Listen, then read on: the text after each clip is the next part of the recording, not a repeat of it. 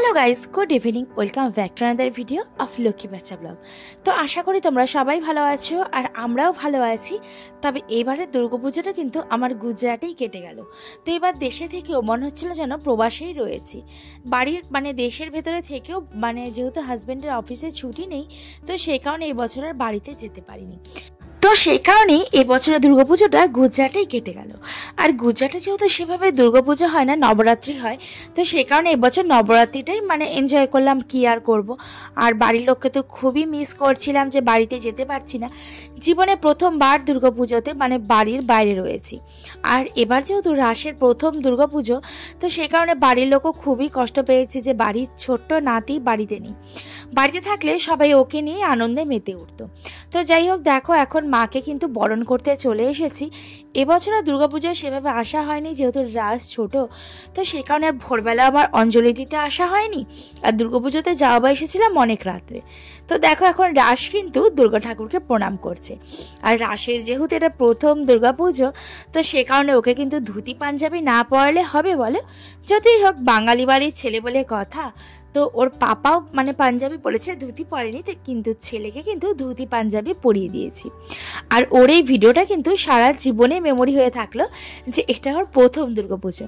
তো দেখো আমার ছোট্ট গোপাল ঠাকুরটাকে কি সুন্দর লাগছে না? সত্যি এক এক সময় মনে হয় যেন আমারই নজর ওর লেগে যাবে। তো দেখো এখন সব ঠাকুরকে প্রণাম করানো হচ্ছিল, ও কিন্তু বেশ ধরে ধরে প্রণাম করছিল। আর এটা কিন্তু ওর মেমোরিতে থেকে যাবে যে এটা ছিল ওর প্রথম দুর্গাপুজো। তো যাই হোক, এটা হলো গুজরাটে আমরা যেখানে রয়েছি সেখানে একটাই দুর্গাপুজো হয়। আর এই বাঙালি অ্যাসোসিয়েশনের পুজো 4 দিন ধরে হয়। এখানে খাওয়া দাওয়া সব কিছুই হয়। যেহেতু এই দুর্গাপুজোটা আমার বাড়ি থেকে অনেকটাই দূরে হয়, তো সেই কারণে দুপুরবেলা খাওয়া দাওয়া করতে আসিনি। তো দেখো রাসের কিন্তু কত গল্প। ও বাইরে বের হলে কিন্তু অনেক আনন্দ পায়, অনেক মজা হয় ওর। কিন্তু ও যে কি কথা বলছিল সেগুলো আমি যে ভয়েস দেবো, ভিডিও এডিটিং করতে বসে দেখছি যে পেছনে গান বাজছিল। আর এই বাঙালি অ্যাসোসিয়েশনে সবাই খুবই ভালো। তো দেখো এবছর যে আমি প্রথমবার গেছি না, আমার মনেই হচ্ছিল না। সবাই একদম আপন করে নিয়েছে, একদম নিজের মতন করে, মনে হচ্ছিল যেন নিজের পাড়ারই লোকজন। সবাই এত সুন্দর করে আদর করে এত মিষ্টি মিষ্টি কথা বলছিল যে কি আর বলবো। তো যাই হোক, এখানে সবাই খুবই ভালো। তো এবছর যেহেতু দুর্গাপুজোতে বাড়ির বাইরে রয়েছি, তো সামনের বছরে জানি না কি হবে, মনে হচ্ছে দুর্গাপুজোতে বাইরেই থাকতে হবে, কারণ দুর্গাপুজোর সময় হাজব্যান্ডের অফিসে একদমই ছুটি থাকে না। তো এবছর বেচারা সপ্তমী অষ্টমী সব দিনই অফিস করতেই গেছিল। তো দেখো এখন কিন্তু সবাই সবাইকে সিঁদুর পরিয়ে দিচ্ছে, মিষ্টি মুখ করাচ্ছে।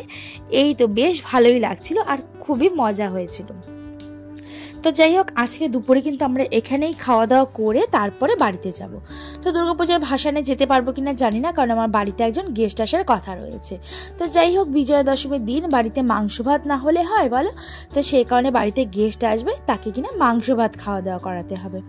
তো দেখো এখন এখানে সবাইকে শাখা সিঁথিতে সিঁদুর পরিয়ে দিচ্ছিলাম, আর আমিও কিন্তু সবাইকে বেশ ভালোই মিষ্টি মুখ করাচ্ছিলাম। তো যাই হোক, তোমাদের ব্লগটা কেমন লাগলো সেটা তোমরা অবশ্যই কমেন্ট করে জানিও। আর ভিডিওটি ভালো লেগে থাকলে কিন্তু লাইক কমেন্ট শেয়ার করতে একদমই ভুলো না।